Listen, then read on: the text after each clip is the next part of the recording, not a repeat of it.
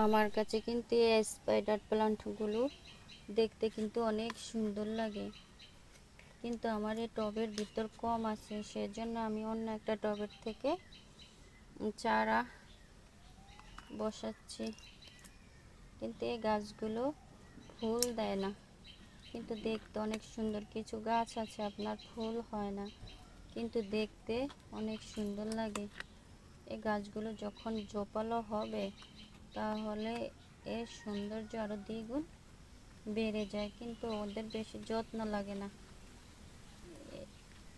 এগুলো অল্প যত্নে বেড়ে যায়। চাইলে আপনি এগুলো ঘরের ভিতরে কাচের জারে করে রাখতে পারেন।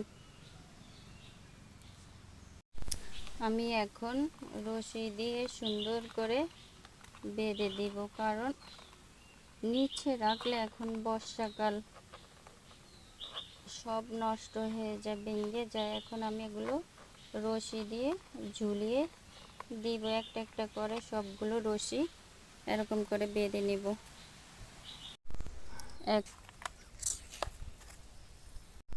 আমি বাঁশের সাথে এভাবে ঝুলিয়ে দেব, তাহলে দেখতে অনেক সুন্দর লাগবে। গাছগুলো আমি রশি দিয়ে বাঁশের সাথে ঝুলিয়ে দিয়েছি। আমি এখন স্প্রে দিয়ে পাতাগুলো পরিষ্কার করে দিব, কারণ পাতাগুলো অনেক ময়লা ছিল। এরকম পরিষ্কার করে দিলে দেখতে অনেক সুন্দর দেখায়।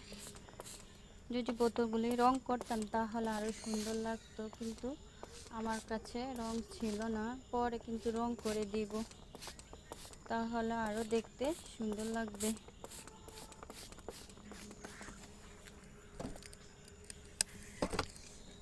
এখন কত সুন্দর দেখায়। এখন বাতাস আসলো পড়বে না, আর মাটিও লাগবে না।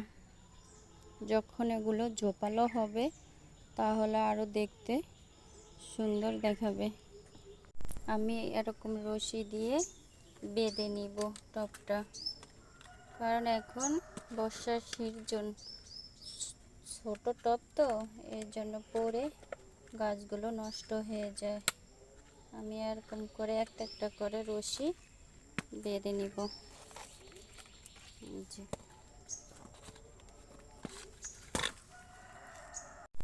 আমি এরকম করে বাঁশের সাথে রশিটা বেঁধে দিব, যে টবটা পড়ে না যেতে পারে। এরকম ঝুলিয়ে রাখলে কিন্তু অনেক সুন্দর দেখায়।